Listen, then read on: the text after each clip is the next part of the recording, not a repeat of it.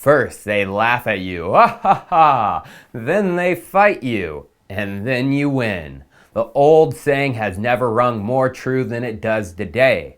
Bitcoin in the beginning was laughed at. A magic internet money controlled by no one? How does that make sense?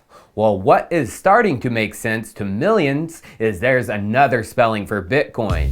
You can spell it F-R-E-E-D-O-M. Freedom is a word, because it's time for Chico Crypto.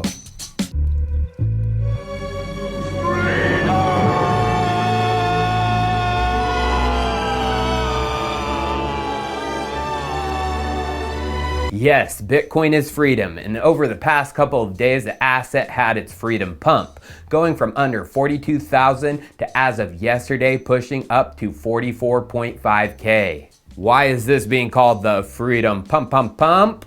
Well, millions of people are waking up to Bitcoin before our eyes. 2 days ago, the country up north, Canada, did the unthinkable. The Deputy Prime Minister of the country, Chrystia Freeland, announced it live on TV. Let's listen in.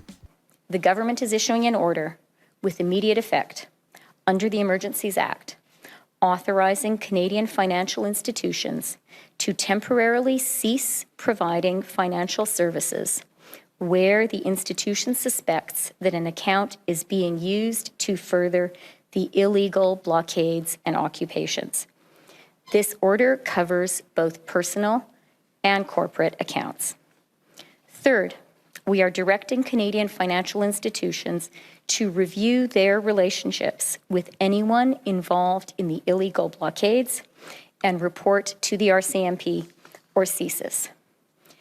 As of today, a bank or other financial service provider will be able to immediately freeze or suspend an account without a court order. Banks can freeze accounts without a court order, both personal and corporate Canadian accounts who are suspected of financing the blockades. There is no due process here. It's a step over the line of liberty and freedom. And it doesn't sound so Freeland to me, Chrystia. Welcome to Nazi Canada. Now, this move by Canada means a lot to the future of Bitcoin and crypto, because regardless of your political views, the general public are waking up to the reality of how the current financial system can be used as a weapon of control to bully those who do not fall in line with the dictates of the current party in power. Bitcoin, as an open, decentralized alternative to the current financial system, does not suffer the same drawbacks of fiat currency.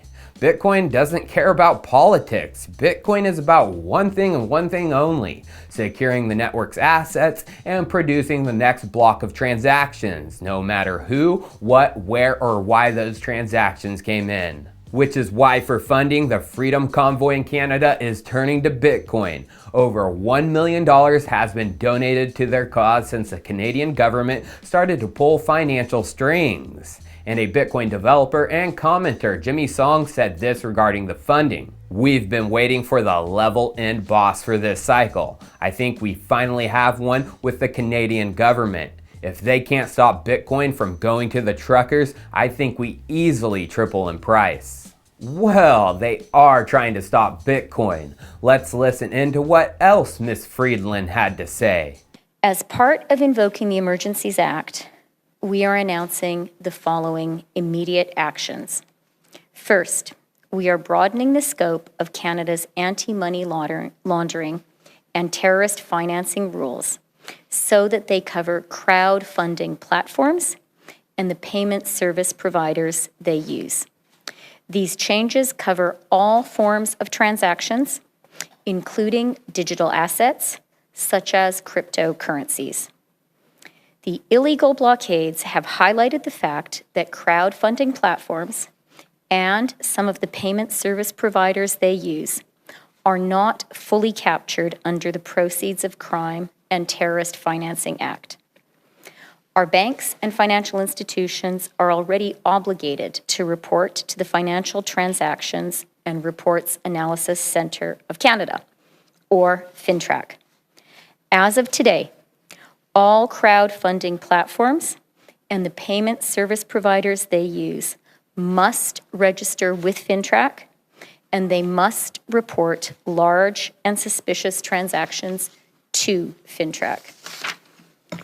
This will help mitigate the risk that these platforms receive illicit funds, increase the quality and quantity of intelligence received by FINTRAC, and make more information available to support investigations by law enforcement into these illegal blockades. Then, just yesterday, Vice posted this article. Freedom Convoy truckers struggled to cash out Bitcoin worth $1 million. Yep, there are struggles, but those involved have a plan. In the article it states, to mitigate choke points, we will immediately begin decentralizing the Bitcoin and getting it to the truckers. Nobody Caribou tweeted on Tuesday morning. Fact, it is legal to give Bitcoin to law-abiding citizens. This is what we will do. Plan, give the Bitcoin to 200 truckers in a verifiable way, he continued. Distribute seed words preloaded with over 10 million Satoshis and instructions for truckers for securing and using the funds. Bitcoin wallets can be accessed by seed phrases, kind of a master password. And so it's possible to simply write a seed phrase down on paper and use that to restore a Bitcoin wallet full of funds. The fight is on, there is no doubting that. The value of Bitcoin is finally shining its brightest light in the Western world.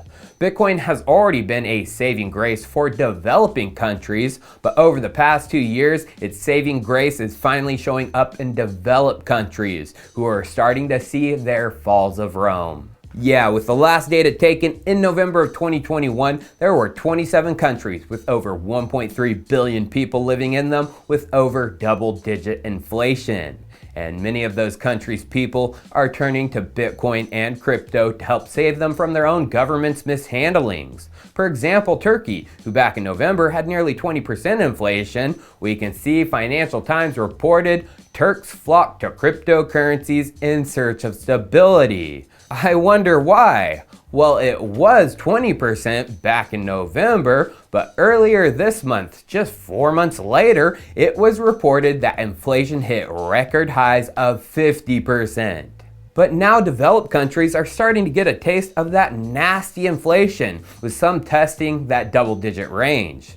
Canada's inflation rate hit a 30-year high, nearly reaching 5%. The United Kingdom's has crossed the 5% threshold, with last data showing their inflation year over year was 5.4%.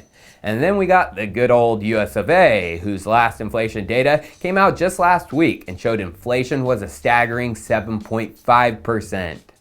America is getting close to those double digits, but in reality, screw those CPI numbers. I can guarantee you real inflation is already over 10% within our borders, and it's getting close to 10% in both Canada and the UK. But you should know it's not only Canada pulling the financial strings, closing bank accounts. This has already been going on within other developed countries' borders. Hayden Adams, a founder of Uniswap and United States citizen, tweeted a couple weeks ago in late January.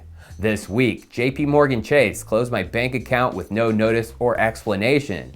I know many individuals and companies who have been similarly targeted simply for working in the crypto industry. Thanks for making it personal. Also, Peter McCormack, UK citizen and prominent Bitcoin maxi, tweeted this last year. My bank has written to me telling me they are closing all of the 4 accounts I have with them. 65 days notice, no reason given. I have banked with them for 25 years. All accounts are in surplus. The same bank rejected my business account application. Like I said, we are in the fight you stage of traditional fiat versus crypto, and it's rippling across nations. But the fight is one that a nation state cannot win. Fiat currencies and global reserve currencies are destined to fail. Everyone knows about the Empire of Rome. Rome had conquered much of the known world during the early ADs. At its peak, the Roman Empire held up to 130 million people over a span of 1.5 million square miles. The empire built 50,000 miles of roads, as well as many aqueducts, amphitheaters, and other works that are still in use today. Our alphabet, calendar, languages, literature, and architecture borrow much from the Romans. Even concepts of Roman justice still stand tall, such as being innocent until proven guilty. How could such an influential and powerful empire collapse? Well, a trifecta happened that paralyzed their economy. There was hyperinflation, soaring taxes, and eventually a worthless money. Now, the major silver coin used during the first 220 years of the empire was the denarius. This was a silver coin and was worth approximately a day's wages for a skilled laborer or craftsman. However, with a finite supply of silver and gold entering the empire, Roman spending was limited by the amount of denarii that could be minted. This made financing challenging. How was the newest war going to be paid for? With inflation. Yeah, Roman officials found a way to work around this by inflating the supply. They did this by decreasing the purity of their coinage, and they were able to make more silver coins with the same face value. With more coins in circulation, the government could spend more, and so the content of silver, the purity, dropped over the years, making the money eventually worthless and contributing to the collapse of their empire. But this Roman example has held true throughout the history of empires, world powers, and centrally controlled global currencies.